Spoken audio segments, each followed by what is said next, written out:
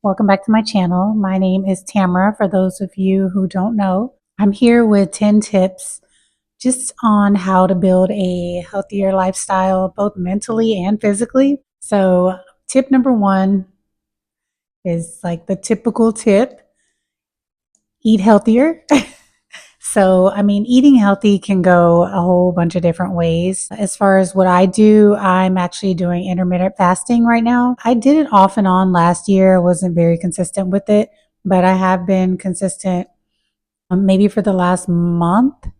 I've been doing intermittent fasting pretty much all I have in the morning. I get up at about 7 for work, 'cause I do work from home.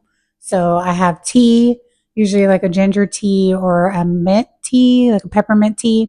And I usually don't eat until about 12. About 12. My body is more adjusted to it now because I don't get hungry at all. But that works for some people, not everyone. I usually stop eating at about 7 p.m. I eat a little bit during the day, mostly just, I guess I would say vegan. I wouldn't say vegan foods, but just no meat. I usually only eat meat for dinner. Just as even if you don't want to do the intermittent fasting, just eating healthy, you'll see a huge difference as far as not eating a lot of fats, not eating a lot of sugar. Sugar is probably the main thing that people eat that has a bad effect on them. Is drinking a lot of water, drinking more water than anything. Water is better than anything. Juice, soda. I never really was a big soda drinker. I never drank soda. So I cut out juice. I just drink water as of now. I want like a little flavor in it. I add lemon or like a fruit. You can always do like a infused water. As far as in the morning, I guess I'll just pretty much do a quick breakdown of what I eat daily. In the morning, at about 12, I'll eat oatmeal. In the morning, usually I eat the steel cut oats, and I either cut like a banana up and put it in it. I usually sometimes add a little maple syrup, just a little bit. That's really all I need. Sometimes actually, I have been adding non dairy yogurt to my oatmeal. It makes it so much better. I think so anyway. As far as lunch, I don't really eat lunch. I kind of just eat small things like crackers or I eat apples, just whatever I can find. I try to buy more healthier snacks. I eat seaweed. I try to substitute seaweed instead of chips and just things like that. And for dinner, I usually have like either a grilled chicken breast. I've been really heavy on sweet potatoes lately, so I'll just bake a sweet potato and just add like a little bit of non-dairy butter in it, and then a vegetable, usually kale for me, because I eat a lot of kale. People think going into eating healthy is like it's going to be so expensive, it's going to be this, and it's really not. You really just need to get a vegetable, a meat, and a side that's really not starchy and just doesn't have a lot of fat. So, the second tip that I have is cutting out alcohol, period.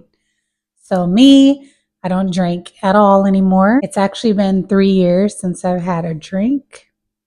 And I don't really even think about it because I never was a huge drinker anyway. I mean, when I was younger, of course, I used to drink, take shots and things like that, but I've never really just been like a heavy drinker. I'm definitely not a in the house kind of drinker by myself. I feel like my mind is more clear. It has so many negative effects.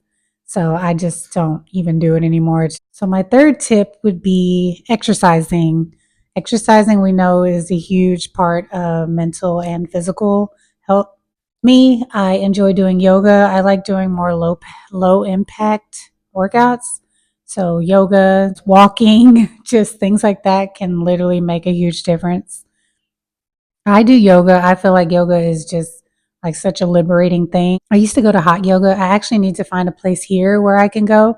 I really enjoyed hot yoga. You really feel amazing after. It's not easy at all, but it literally makes your body feel like 100 times better. And not to mention, you really need to stretch every day. Your body needs movement every day. As far as doing yoga as well, yoga, meditation, all of that go hand in hand. And that will just give you more of a clear mind. People don't even realize that exercising actually makes your daily activities a lot easier to do, because a lot of things that we do day to day are stressful. Like my job is stressful, and I feel like doing yoga and meditation and things like that make it a whole lot easier. So, for tip number 4, fixing yourself up for the day, whether that's putting on something nice, doing your makeup, doing your hair, it makes a difference. I know I feel 100 times better when I do my makeup, when I do my hair, when I have like a cute outfit on, even if it's not something just extravagant, just something that you know makes you feel better. Doing your hair anyway is going to make a huge difference. I know when I wear sweats or just my hair's not done, I'm just wearing a ponytail and I go out, I'm just like, whatever, I'm here to get what I'm here for, and that's it. But when I do fix myself up, I definitely find myself in a better mood. You just radiate happiness. So even the people around you can notice that you're actually happy in a happy space and you're more vibrant than you would be if you just kind of dress down and just be like, I'm just here and it is what it is. So for tip number 5, not feeling sorry for taking care of yourself first. So I had to tell myself this. I had to get into this because naturally I always run and take care of everybody else first. I am a wife and a mother of 2, so I make sure that they're good before I even think about myself, which, I mean, of course, we do that naturally, but you still have to remember to take care of you. So that can be going on a solo date, going out to eat, just going to eat by yourself, going for a walk by yourself, just to get that time alone and just to get just that peace. And not even just that, even going to the movies. Some people like to go to the movies. I'm not a huge movie person by myself. Like I usually let my husband pick the movies and then I enjoy going with him, but not me, not for the movies. But but even just like walking around the mall, going to buy something for yourself that you like, just taking care of yourself is a huge part of your mental health. You cannot pour from an empty cup. We all know that as mothers and wives, but sometimes we do have to be reminded of that. We do have to take that time out for ourselves. So, tip number 6 would be practicing gratitude. That is a huge one for me. Just last year was of my life was so crazy and hectic, and just there was a lot of depression involved and things like that. And I feel like now that I'm not in certain situations anymore, that I should be grateful. I know previously before I felt like I'd never practiced gratitude. I was never really grateful for what I had, for things that I was going through, things that was able to do. Just a lot of that had to do with just lessons. Sometimes you learn lessons and then you really realize what you have and how you really should be appreciative for it. So, gratitude is a big one for me. I'm so grateful for everything that I have right now, things that I have going on. Thankful to have a healthy family, a family that loves and supports me, literally. Like, I have very supportive parents. I have a supportive husband. I feel like gratitude is everything. So, yes, be very grateful for what you have. Just a little advice. I just feel like you can look at things in a different way instead of being like, oh, I have to do this. I have to do this. Just be grateful that you're able to do that, because some people aren't able to do certain things. And you should just be grateful that you're able to do something instead of, oh, I have to do this. Be grateful to be able to do it.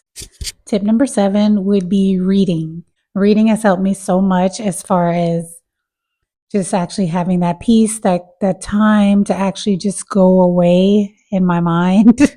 As far as, when you get into a book, if you read, you know how it is. So I've been just pretty much listening to audiobooks or reading an actual book. It depends on what type of book it is. Some books I do prefer to listen to, and some books I do prefer to read. But either one of those, they're pretty much the same thing. You're not watching TV, you're actually listening and zoning out and getting into the book. So I think that's really good for your mental health. Reading is good. You don't have to read a bunch of self help books. you can find a book that you actually are into, no matter what it is. I read all kinds of different books. So I feel like just read what you're into. That way you don't fall off and be like, oh, I don't really like to read. You just haven't found the right books that interest you.